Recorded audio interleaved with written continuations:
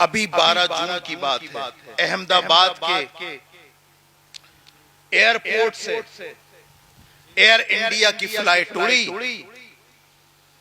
बड़े बड़े ख्वाब रचाए हुए सारे पैसेंजर चल रहे हैं। कुछ बाहर से लंदन से आके दोबारा लंदन जा रहे थे, कोई पहली मर्तबा लंदन जा रहा था, कोई अल्लाह अकबर कबीरा अपने माँ बाप से मिलने के लिए आया था, कोई इसलिए आया था कि वहां लंदन में अच्छे तरीके से सेटल हो गया, अपनी बीवी बच्चों को लेने आया था। मेरे प्यारों, न जाने कितने कितने ख्वाब उन्होंने अपने जहनों में सजाए थे और कौन कौन से ख्वाब लेकर के वो फ्लाइट की सीटों पर बैठे।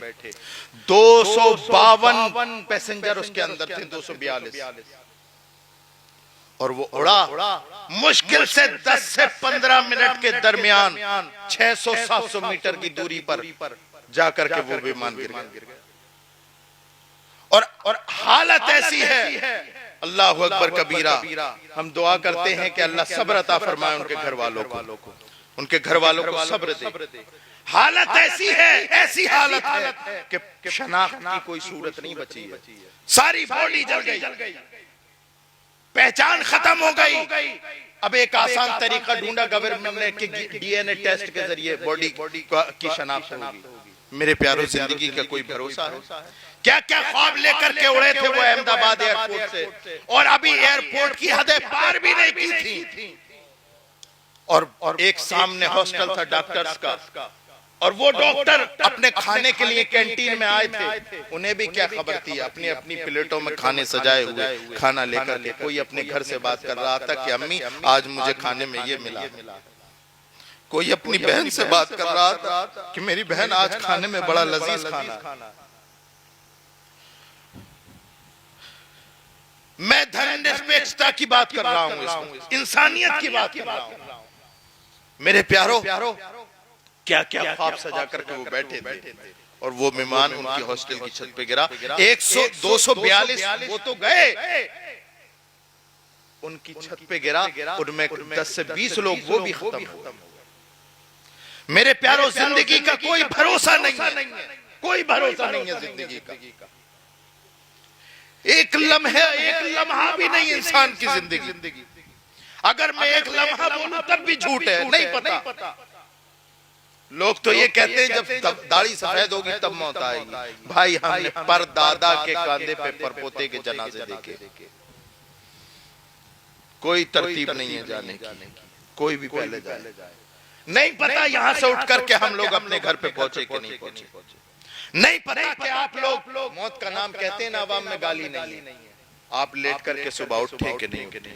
मेरे प्यारो, आओ इस हसीन माहौल में रसूलुल्लाह के जिक्र के दामन में आज हम सिद्क़ दिल से तौबा कर ले। मौला, हमसे जितनी गलतियां हुई मरने से पहले माफ फरमा। मौला, आइंदा अब गुनाहों से दूर रहेंगे।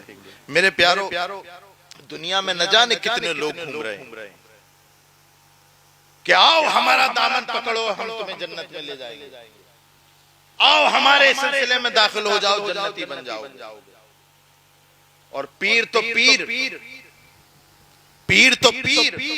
अगर पीर बाशरा है फिर भी वो जन्नत की गारंटी नहीं ले सकता। मैं उन पालसियों की बात नहीं कर रहा हूं जो मुजरा करते हैं, मैं उन गधों की बात नहीं कर रहा हूं। माफ करिएगा मेरा लहजा अगर सख्त हो रहा है, लेकिन मेरे अल्फाज से अगर किसी को तकलीफ पहुंचे तो पहुंचे, लेकिन इससे ज्यादा तकलीफ इन कमबख्तों ने मेरे रसूल के दिल को पहुंचाई है। इन्होंने रसूलुल्लाह के दीन के नाम पर जो खुराफात मचाई है, और पीर बाबा बनकर के, पीर बनकर के जो है अवाम अहले सुन्नत का सत्यानाश किया है, अल्लाह अकबर कबीरा। आज अहले सुन्नत का ज्यादातर तबका इन्हीं लोगों की वजह से बर्बाद हुआ जाता है। पीर बनने के लिए 4 शर्तें हैं। सबसे पहली शर्त यह है कि वो अकीदे अहले सुन्नत रखने वाला हो, सुन्नी से ही अकीदा हो। न जाने इस उम्मत के तकरीबन 50% से ज्यादा पीर इसी शर्त पर खड़े नहीं उतरते और अपने आप को पीर कहते हैं। अगर उनका आपा टटोलो, अहले बैत और सहाबा को गालियां देते हैं। एक बात बताओ, रसूलुल्लाह जिनके बारे में ये कहें कि ये जन्नती है, क्या मेरी या तुम्हारी औकात हो सकती है उसे जहन्नमी कहने की? रसूलुल्लाह ने फरमाया अबू बकर जन्नती है, उस्मान जन्नती है, अली जन्नती है, उमर जन्नती है, तलहा जुबैर जन्नती है। तो कोई अगर पीर आके कहे कि नहीं अहले बैत की मानो, क्या तुम मानोगे?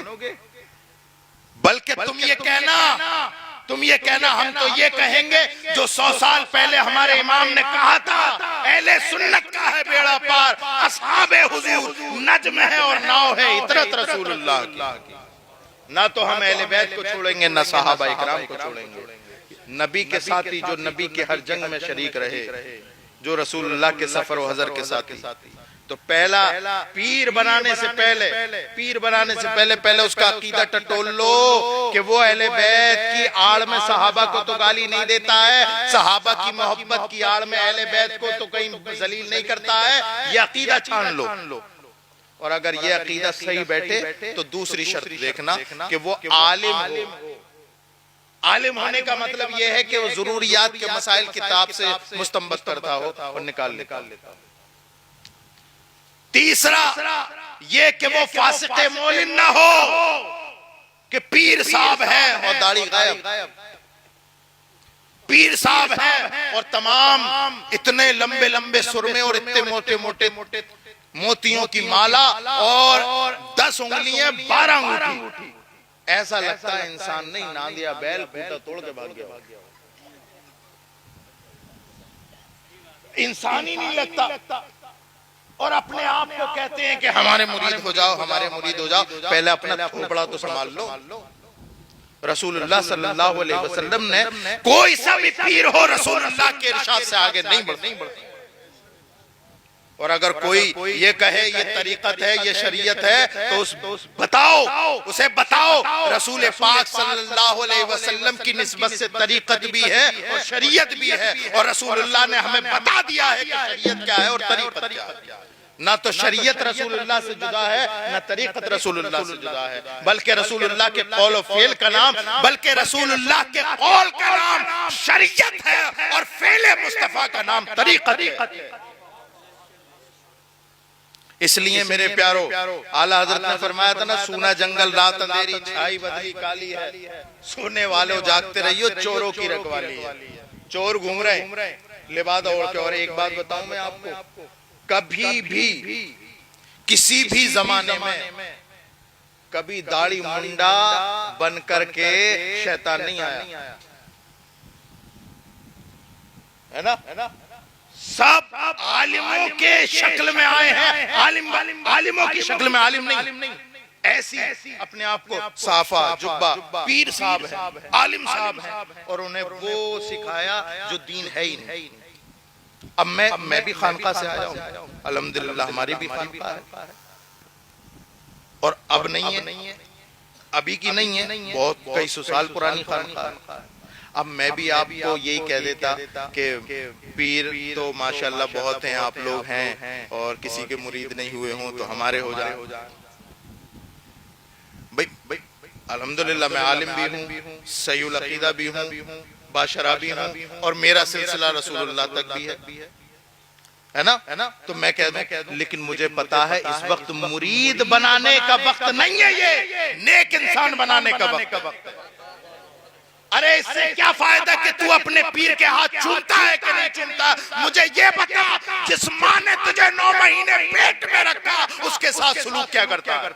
मुझे ये बता, जो बाप तेरे लिए अपनी पूरी जिंदगी खपा गया, बता उससे कैसे बात करता है? पीरों के हाथ तो चूमे तुमने, बता माँ का कदम कब चूमा तूने? बता बाप के हाथ कब चूमे तूने? इसलिए ये वक्त मुरीद बनाने का नहीं, नेक इंसान बनाने का, नेक इंसान बनने का वक्त। कहीं नहीं लिखा कि मुरीद नहीं बनोगे तो जहन्नम में जाओगे, कहीं नहीं लिखा। मैं उलमा की मौजूदगी में बोला, कहीं नहीं लिखा कि मुरीद नहीं बनोगे तो जो है धाम से करोगे। नेक इंसान बन जाओ, नेक इंसान। बस वलियों का एहतराम करो, जो औलिया इकराम है उनका एहतराम करो, निस्बतों का एहतराम करो, बाशरा पीर है उसकी इज्जत करो। जरूरी नहीं है कि उसके मुरीद बन जाओ, नेक इंसान जरूर बनो। इसलिए कि अगर तुम पीर बनाते रहे, मेरी औकात क्या है, मेरी औकात क्या है। अगर तुम ये कहने लगे मेरे पीर तो गौसे पाक हैं, और तुम अपनी माँ को गालियां बकने लगे, अपने बाप की तौहीन करने लगे, सुलह रहमी को खत्म करने लगे, नमाजों से दूर रहे, मैं क्या, मेरी औकात क्या। अगर पीर गौसे पाक भी हो फिर भी फैज नहीं मिल सकता। फैज का सबसे बड़े तुम्हारे पीर तुम्हारे वालिदैन हैं, सबसे बड़े तुम्हारे पीर तुम्हारे वालिदैन हैं। मैं जलसों में जाता हूँ, हम जैसे लोग जलसों में पीर लोग जाते हैं, लोग ऐसे समझते हैं इनकी बोटी बोटी चूम ले और इनके जुब्बे जुब्बा गुब्बा सब चूम ले। मैं कहता हूँ कई जगह मैंने कहा है, सैफुल्लाह साहब भी हैं कारी मुनाज़िर, मैं कहता हूँ यार कम से कम इतनी मोहब्बत दिखा रहे हो जितनी पीर से 10% अपनी अम्मी से और अपने अब्बा से भी दिखा दो। 10%।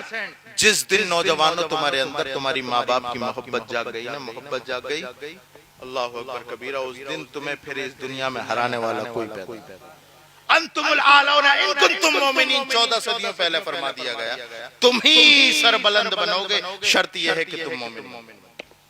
95% से ज्यादा मुसलमानों की आबादी ऐसी है कि अगर उनके यहाँ पर शादी हो और आप उस गली कूचे से गुजर जाएं तो आप यकीन नहीं कर पाएंगे कि ये मुसलमान के घर में शादी है या गैर मुस्लिम के घर में शादी।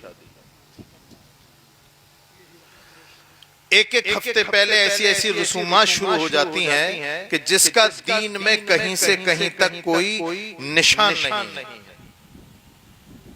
हल्दी की रस्म के नाम पर, मेहंदी की रस्म के नाम पर, मडे की रस्म के नाम पर, माइयों के रस्म के नाम पर, और जने कौन कौन सी रस्में शादी से पहले। और फिर जो एक हफ्ता पहले 15 दिन पहले वो जो ढोल बजता है, सही बताएंगे आपको उलमा, मैं भी सही बता रहा हूं कि इस्लाम में इसका कहीं से कहीं तक कोई जिक्र नहीं है, बल्कि इस्लाम इन्हीं चीजों को खत्म करने के लिए। निकाह इतना पाकीज़ा लफ्ज है, इतना पाकीज़ा लफ्ज है कि अगर आप इसकी तफसील उलमा इकराम से कभी वक्त निकाल करके पूछे तो सुनने के बाद आपको ये लगेगा कि अल्लाह, निकाह इतना खूबसूरत मामला है और इतनी हसीन चीज है, हाय गफलत कि हमने इसको क्या बना दिया। हजरत आदम अला नबीना अलैहिस्सलातु वस्सलाम की पैदाइश से लेकर कयामत तक ये रिश्ता चलेगा और जन्नत में पनपने वाला सबसे पहला रिश्ता यही था। और अल्लाह रब्बुल इज्जत ने इतना पाकीज़ा रिश्ता, इतना पाकीज़ा रिश्ता अल्लाह रब्बुल इज्जत ने अपनी आयात में शुमार किया। वमिन आयातिही अन खलक़ लकुम मिन अनफुसिकुम अज़वाजा, कि अल्लाह की निशानियों में से ये भी निशानी है कि अल्लाह रब्बुल इज्जत ने मियां बीवी का जोड़ा बनाया, रिश्ता बनाया। क्यों? लितस्कुनु इलैहा, ताकि तुम उससे सुकून पाओ या उसके साथ रहो। इतना पाकीज़ा रिश्ता, इतना पाकीज़ा रिश्ता सरकारे दो आलम सल्लल्लाहु ताला अलैहि वसल्लम,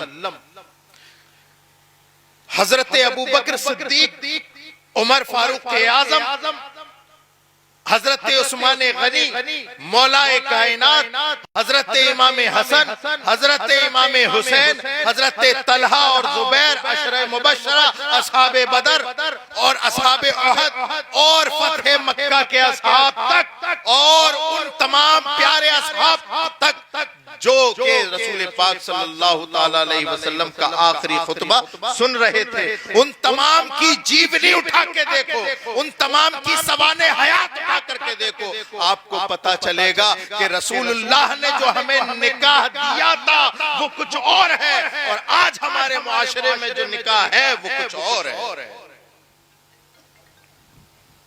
रसूल पाक सल्लल्लाहु अलैहि वसल्लम ने निकाह को इतना आसान बनाया था, इतना आसान बनाया था, इतना आसान बनाया था कि जिना करना दुश्वार था।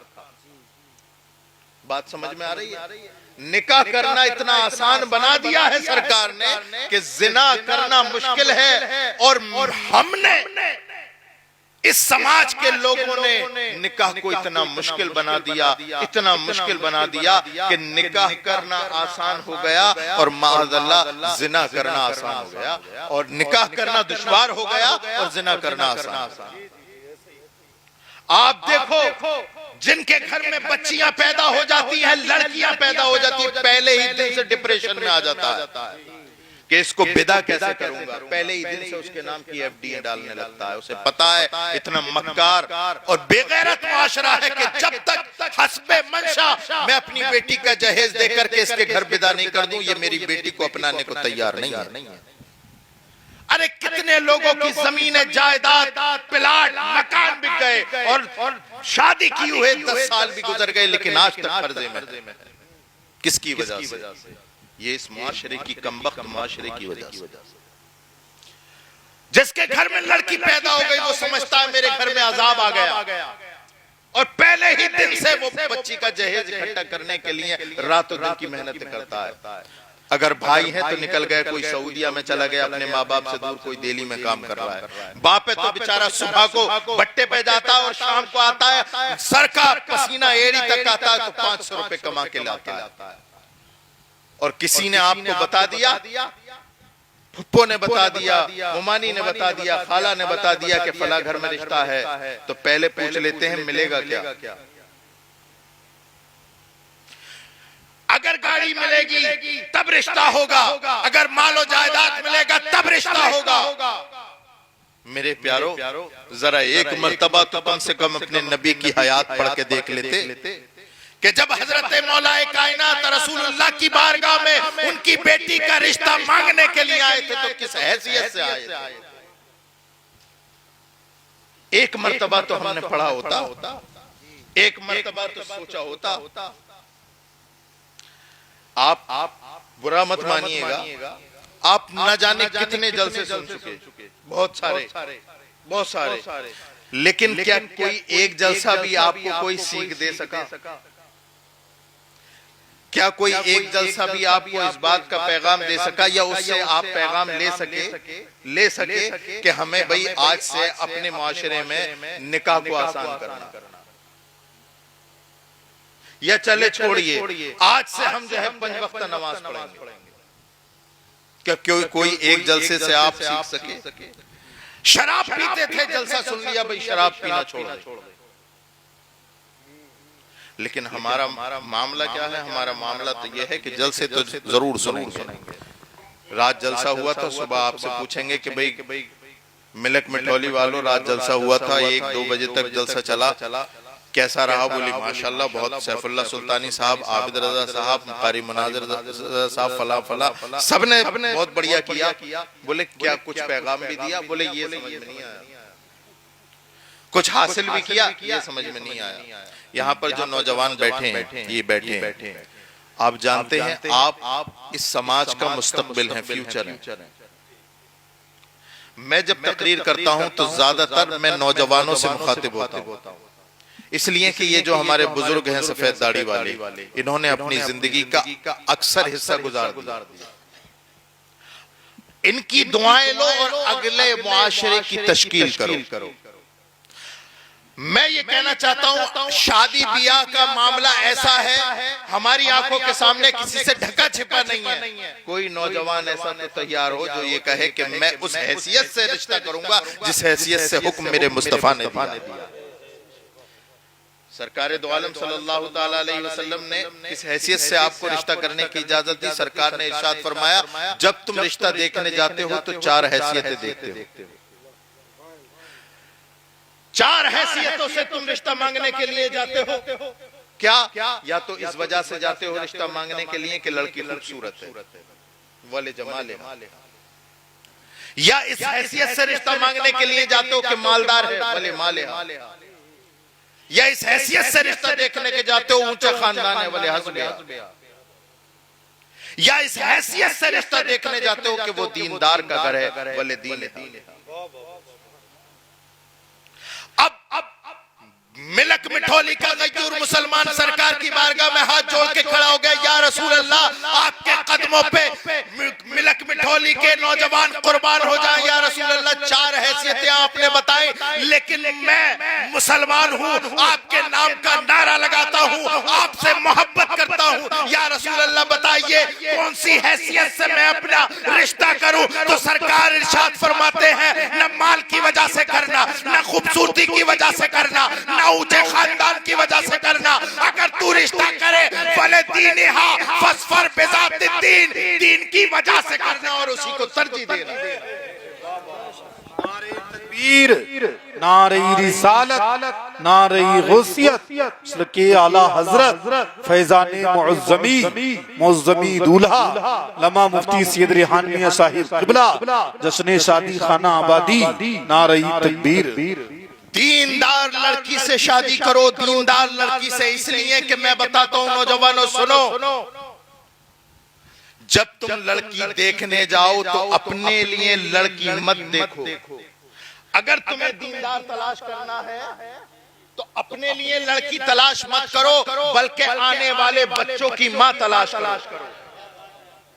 इसलिए कि तुम्हारी शादी सिर्फ तुम तक महदूद नहीं, मुआशरे का एक जुज बन करके तैयार होगी और तुम्हारे ही बच्चे होंगे जो इस मुआशरे का मुस्तकबिल बनेंगे। अगर बीवी टिकटॉक पर डांस करेगी, एक मुआशरा ऐसा छिंदलों का तैयार होगा।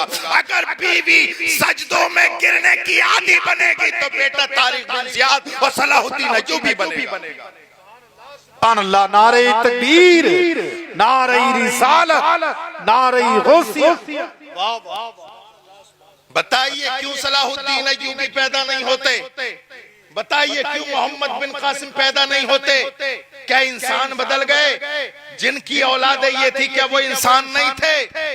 मेरे प्यारों, हमें अपने आईने में अपनी शक्ल देखने की जरूरत है। आज भी हो बराहीम सा ईमा पैदा, आग कर सकती है अंदाज़े गुलिस्ता पैदा, आग कर सकती है अंदाज़े गुलिस्ता पैदा। नोटों की हवा में मेरी तकरीर का असर मत बुझा देना। भाई साहब बैठो, क्या ज्यादा अच्छा बैठ जाओ, मिल जाएंगे तुम्हें, पूरे मिलेंगे इंशाल्लाह। मेरे प्यारो, लड़की दीनदार देखो, और जो बुजुर्ग हैं आप जो बुजुर्ग हैं, लड़का तो तैयार रहता है कि भाई दीनदार है, लेकिन अब्बा कहते हैं बुलेट दे ही नहीं रहा, 4 व्हीलर दे ही नहीं रहा, चाहे अल्लाह के पास तेल डलवाने के पैसे नहीं है। और पता चला 4 महीने के बाद बुलेट भी बिक गई, 4 व्हीलर भी बिक गई। क्या फायदा? ऐसे दिखावे का क्या फायदा? अगर आप कुछ करना चाहते हैं, यकीन जाने किसी गरीब का दामन पकड़ ले, किसी गरीब की घर की बेटी को अपनी इज्जत बना ले, कसम खुदा की, वो जो दुआ देगा ना, उसकी दुआ यहाँ से निकलेगी और अर्श इलाही को चीरती हुई जाएगी। और इंशाअल्लाह उस गरीब और दीनदार औरत से जो बच्चे इस दुनिया में आएंगे, अल्लाह अकबर कबीरा, एक अच्छा, बहुत अच्छा माशरा तैयार होगा। आज क्या है मामला? आज नौजवानों देखो, सुनो, मैं तुम्हारी दुखती रख पे हाथ रख रहा हूँ। गर्लफ्रेंड और बॉयफ्रेंड का जमाना। दुनिया भर के तमाम अपनी गर्लफ्रेंड को दुनिया भर के तमाम ख्वाब दिखाओ, तमाम ख्वाब दिखा लो। हर लफ्ज पर तुम गुनाहगार हो रहे हो, हर लफ्ज पर तुम गुनाहगार बन रहे हो। अगर तुम्हें कोई पसंद है, इस्लाम में पसंद की मनादी नहीं है, इस्लाम ने तो पसंद कहा, और तुम्हारी राय का तुम्हें साहिबे राय बनाया है इस्लाम ने। आप नहीं देखते रसूलुल्लाह सल्लल्लाहु ताला अलैहि वसल्लम की बारगाह में 2 जानू होकर के बैठ गए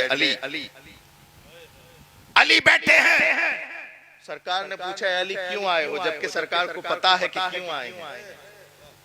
कहा, या रसूल अल्लाह, मैं आपकी बेटी फातिमा का हाथ मांगने के लिए आया। किसका? फातिमा ज़हरा का हाथ मांगने के लिए आया हूं। अल्लाहु अकबर कबीरा। सरकारे दो आलम सल्लल्लाहु ताला अलैहि वसल्लम ने सुना और उठकर चल दिए। और कहां गए? अपनी बेटी फातिमा ज़हरा के पास गए और पूछते हैं, गांव के तमाम खासाब सुने, चौधरी सुने, राजे महाराजे प्रधान सुने, जो बेटी से पूछने पे उनकी नाक कट जाती है। अरे तुम्हारी वो इज्जत है नहीं जो मेरे रसूल की इज्जत है। मेरे रसूल के सामने किसी की इज्जत नहीं, वो साहिब इज्जत बल्कि वो सबब इज्जत, सरापा इज्जत रसूल मोहतशम अपनी बेटी से इजाजत लेने के लिए जा रहा। इससे हमें पता चला कि बच्चों से इजाजत लेना रसूलुल्लाह की सुन्नत है। हजरत फातिमा ज़हरा से पूछने गए, बेटा तुम्हारा हाथ अली मांगने के लिए आए हैं, क्या तुम इस रिश्ते से राजी हो? हजरत फातिमा ज़हरा हया का पैकर शर्म से आंखें नीचे झुक गईं। सरकार समझ गए कि मेरी बेटी फातिमा मेरे रिश्ते जो मैंने पेश किया है उससे राजी है। मैं कहना यह चाहता हूं मेरे प्यारों नौजवानों, अगर आपको कोई पसंद है तो बातें शुरू मत करो, अपने वालिद से कहो, घर में कहो कि हमें फला घर में वो दीनदार लड़की पसंद है, हम उससे निकाह करना चाहते हैं। ये तरीका इस्लाम ने दिया। आज यही वजह है जो जिना के रेशात बढ़ते चले जा रहे हैं। माँ बाप राजी नहीं शादी कराने के लिए, बच्चा जाए तो जाए कहां, फिर वो जिना की तरफ बढ़ता है। एक साहिब सरकार की बारगाह में हाजिर हुए और अर्ज की, नौजवानों जरा गौर से सुनना, अर्ज की, या रसूल अल्लाह मुझे जिना करने की इजाजत दे दो। क्या कहा नौजवान ने? क्या कहा? या रसूल अल्लाह मुझे जिना करने की इजाजत दे दो। अल्लाहु अकबर। भरे मजमे में सहाबा का मजमा है। सहाबा इकराम ने हैरत से देखा और टोका और कहा, तुझे शर्म नहीं आती? सरकार के सामने ऐसी बातें करता है, जबकि अल्लाह का कलाम बोलता है वला तक़रबुज़ ज़िना, ज़िना के करीब मत जाओ। सारे लोग उस शख्स को, नौजवान को मलामत करने लगे, लेकिन अल्लाहु अकबर, रसूल मुहतशम रहमतुल लिल आलमीन ने आवाज दी, ऐ मेरे सहाबा इसे मलामत मत करो, मेरे करीब करो। नौजवान दूर बैठा था, करीब आ गया और करीब आया तो सरकार ने इरशाद फरमाया, नौजवान तू क्या चाहता है, क्या सवाल कर रहा है? उस नौजवान ने अर्ज की, या रसूल अल्लाह मुझे जिना करने की इजाजत दे। सरकार दो आलम सल्लल्लाहु ताला अलैहि वसल्लम ने इरशाद फरमाया, तेरे सवाल का जवाब बाद में दिया जाएगा, पहले ये बता मैं तुझसे कई सवालात करने वाला हूँ, मेरे सवालात के जवाब दे, उसके बाद तेरी बात सुनी जाएगी। कहा, या रसूल अल्लाह बिल्कुल आप फरमाइए, क्या कहना चाहते हैं? तो सरकार ने इरशाद फरमाया, ए जिना की इजाजत मांगने वाले नौजवान, जरा ये बता, अगर तुझसे तेरी माँ जिना की इजाजत मांगेगी, क्या तू जिना की इजाजत देगा? कब आ गया, या रसूल अल्लाह मर जाऊंगा, जिना की इजाजत अपनी माँ को नहीं दूंगा। सरकार ने पूछा, फिर मेरा दूसरा सवाल सुन। कहा, या रसूल अल्लाह फरमाइए, क्या अगर तुझसे तेरी बहन जिना की इजाजत मांगे, क्या तू अपनी बहन को जिना की इजाजत देगा? कहा, या रसूल अल्लाह समाज में मुंह दिखाने के लायक नहीं बचूंगा, मैं अपनी बहन को जिना की इजाजत नहीं दे सकता। सरकार ने फिर तीसरा सवाल किया, जरा बता, क्या तू अपनी बेटी को जिना की इजाजत देगा? क्या या रसूल अल्लाह? नहीं, खून का कतरा बहा दूंगा, लेकिन बेटी को जिना की इजाजत नहीं दूंगा। सरकार ने इरशाद फरमाया, चल चौथा सवाल। सरकार ने इरशाद फरमाया, क्या अपनी बीवी को जिना की इजाजत देगा? कहा, या रसूल अल्लाह मैं मुआशरे में निकलने के लायक नहीं बचूंगा, अपनी बीवी को भी जिना की इजाजत नहीं दे सकता। अल्लाहु अकबर कबीरा। दूर बैठा था, करीब आया, सरकार ने उसके सीने पे हाथ रखा। रावी कहता है, जैसे ही उसके सीने पे हाथ रखा, उसके दिल से जिना का ख्याल गुजर गया और सरकार ने इरशाद फरमाया, बंदे, ए नौजवान, जब तू अपने बाप, अपनी माँ को, बहन को, बेटी को, बीवी को जिना की इजाजत नहीं दे सकता, तो सुन, जिसके साथ तू जिना करेगा वो या तो किसी की बीवी होगी, या तो किसी की बेटी होगी, या किसी की बहन होगी, या किसी की माँ होगी। जब तू अपनी बहन, बेटी, माँ के साथ ये जिना बर्दाश्त नहीं कर सकता, तो दूसरा कैसे बर्दाश्त करेगा? मेरे प्यारो, अगर तुम्हें सुनने का शौक है, जलसे सुनने का शौक है, तो सबसे पहले तो अपनी खलवतों को पाक कर लो। अपनी खलवतों को पाक कर लो। दुनिया वालों को मत बताओ कि तुम कितने पाक हो, अपने परवरदिगार को राजी करो कि तुम कितने पाक हो। दुनियादार जब तुम कमरे में जाते हो दुनियादार बाहर हो जाते हैं, जब तुम लिहाफ ओढ़ के लेटते हो दुनियादार बहुत दूर हो जाते हैं, जब तुम कमरे में जाके लेटते हो दुनियादार बहुत दूर हो जाते हैं। असल मोमिन की पहचान तो यही है कि वो खलवत में कैसा अपने परवरदिगार के साथ है। ए बंदे मोमिन, ए नौजवान मुस्लिम, तू 7 तालों में भी बंद हो जाए, हमारा यकीन है कि अल्लाह फिर भी देख रहा है।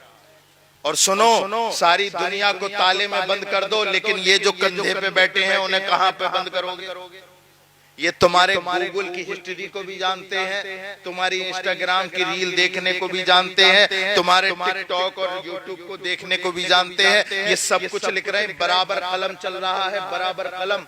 और कयामत का मैदान कैसा मैदान होगा आपने नहीं सुना? उलमा को उलमा फरमाते हैं कि हाथ भी गवाही देगा।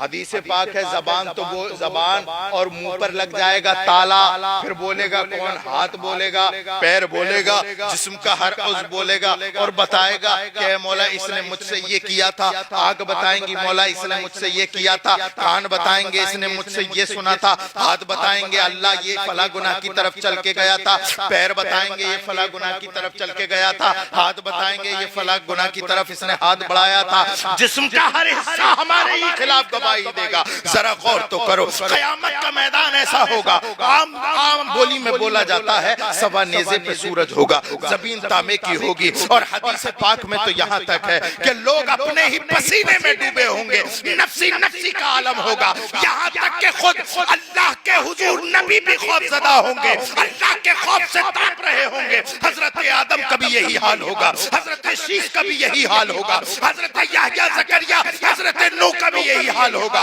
हजरत इब्राहिम भी नफ्सी नफ्सी बोलेंगे, हजरत इस्माइल भी नफ्सी नफ्सी बोलेंगे। जब अल्लाह के इतने मुकद्दस बंदे अंबिया के उनकी बराबर कोई दुनिया का इंसान नहीं हो सकता, वो भी नफ्सी नफ्सी करेंगे। अरे मेरे प्यारे, मेरा और तुम्हारा हाल क्या होगा क़यामत के दिन? अल्लाह अकबर कबीरा। ऐसे आलम में कि गवाही गवाही हमारा हाथ हमारे खिलाफ गवाही देगा, हमारी आंखें हमारे खिलाफ गवाही देंगे, हमारे कान हमारे खिलाफ गवाही देंगे, हमारे पैर हमारे खिलाफ गवाही देंगे, हमारे हाथ हमारे खिलाफ गवाही देंगे, जिस्म का हर उज़्व हमारे खिलाफ गवाही देगा। अल्लाह अकबर कबीरा। ऐ नौजवानों, अभी तुम्हारी जिंदगी की डोर सलामत है, इससे पहले कि मौत की आंधी तुम्हारी जिंदगी की डोर को तोड़कर खराब कर दे और तुम यहाँ से अल्लाह अकबर कबीरा इस दुनिया से जब जाओ तो इस हालत में जाओ कि अल्लाह नाराज है, अल्लाह अकबर कबीरा तुम्हारी बख्शिश नहीं है, रसूलुल्लाह तुम्हें देखने वाले नहीं है। अरे इस दुनिया में जीना है तो इस शान के साथ जियो कि मोहम्मद से वफा तूने, तो हम तेरे हैं। ये जहाँ चीज है क्या लौह कलम तेरे। वाह वाह, नारे तकबीर, नारे तकबीर, नारे रिसालत, नारे गुसियत, मसलके आला हजरत फैजाने मुअज़्ज़मी, फैजाने जिनहिटा शरीफ, सादाते जिनहिटा शरीफ, लमा मुफ्ती सैयद रिहान मियां साहिब क़िबला, लमा मुफ्ती सैयद रिहान मियां साहिब क़िबला, नारे तकबीर, नारे रिसालत। सुभान अल्लाह। मैं आपको समझाने के लिए बात कर रहा हूँ। मैं ये चाहता हूँ कि आज का जलसा आपके लिए जिंदगी की कोई ना कोई तब्दीली तो पैदा करे, कोई ना कोई तब्दीली तो पैदा करे। कम से कम एक तब्दीली ले आओ नौजवानों। मैं बुजुर्गों से अभी बात नहीं कर रहा, नौजवान जितने लड़के बैठे हैं यहाँ पर, एक तब्दीली ले आओ कि कभी भी मोबाइल का गलत इस्तेमाल नहीं करेंगे,